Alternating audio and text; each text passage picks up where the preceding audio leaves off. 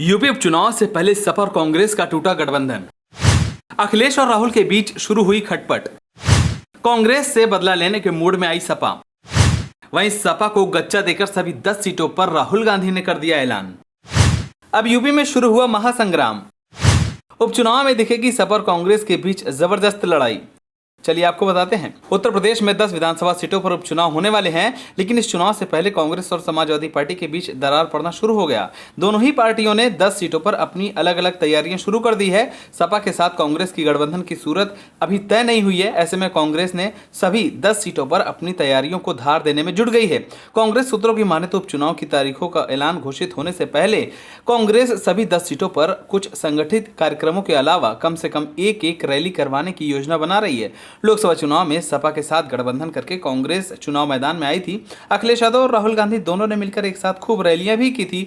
दोनों की पार्टियों को लोकसभा चुनाव में जबरदस्त कामयाबी भी मिली थी, जिसके बाद यह माना जा रहा था कि यूपी में होने वाले चुनाव में सपा और कांग्रेस एक मजबूत गठबंधन के साथ उपचुनाव के अलावा साल 2027 के विधानसभा चुनाव में भी अपना परचम लहराएगी। वहीं यह भी खबर सामने आ रही थी कि सपा कांग्रेस के साथ गठबंधन बढ़ाने के लिए भी तैयार थी, लेकिन उसकी मांग थी कि उसे हरियाणा और महाराष्ट्र में भी कुछ सीटें दी जाएं।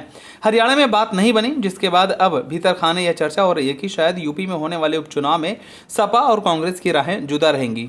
इन कैसों को बल तब मिलने लगा जब कांग्रेस ने सभी सीटों पर प्रभारी और पर्यवेक्षकों की टीम उतार दी। इसके बाद मीडिया कोऑर्डिनेटर भी तैनात कर दिए। अब कांग्रेस लोकसभा चुनाव में अपनाई गई रणनीति के तहत उपचुनाव के लिए आगे बढ़ रही है। वहीं सूत्रों का कहना है कि बीते दिनों प्रदेश कांग्रेस की कोर कमेटी की बैठक हुई, जिसमें तैयारियों को आगे बढ़ाने की रणनीति पर मंथन हुआ। तय किया गया कि वॉर रूम जिम्मेदारी संभालेगा। इसके अलावा हर विधान क्षेत्र में कार्यक्रमों में तेजी लाई जाएगी।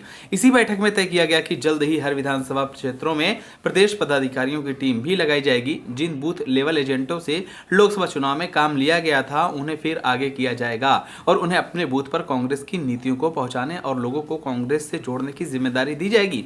सूत्रों की माने तो हर विधानसभा क्षेत्र में 10 पदाधिकारी तक की ड्यूटी लगाई जा सकती है। शुरुआती दौर में 2-4 पदाधिकारियों को भेजा जाएगा। इसके बाद चुनाव की तारीखें घोषित होने के बाद बचे हुए लोगों को विशेष जिम्मेदारी के साथ तैनात किया जाएगा। वहीं दूसरी तरफ समाजवादी पार्टी के वरिष्ठ नेताओं का कहना है कि कांग्रेस के साथ यूपी उपचुनाव में गठबंधन की संभावना ना के बराबर है। सपा नेताओं का दावा है कि यूपी में कांग्रेस और सपा अलग अलग चुनाव लड़े, ये उनकी पार्टी के हित में होगा। जिस तरह मध्य प्रदेश और हरियाणा में सपा का जनाधार नहीं है, उसी तरह कांग्रेस का यूपी में भी जनाधार नहीं है।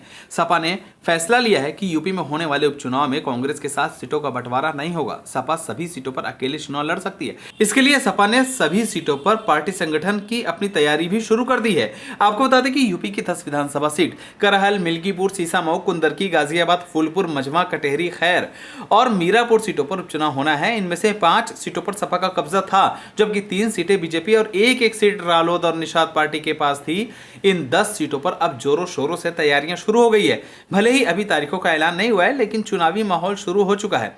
फिलहाल अब देखने वाली बात होगी कि क्या लोकसभा चुनाव की तरह कांग्रेस और सपा के बीच उपचुनाव में तालमेल देखने को मिलेगी या नहीं। आप सभी को क्या लगता है, उपचुनाव में कांग्रेस और सपा को एक साथ चुनाव लड़ना चाहिए या फिर अलग अलग? हमें कमेंट कर जरूर बताएं। अगर आप नए हमारे चैनल को सब्सक्राइब करें।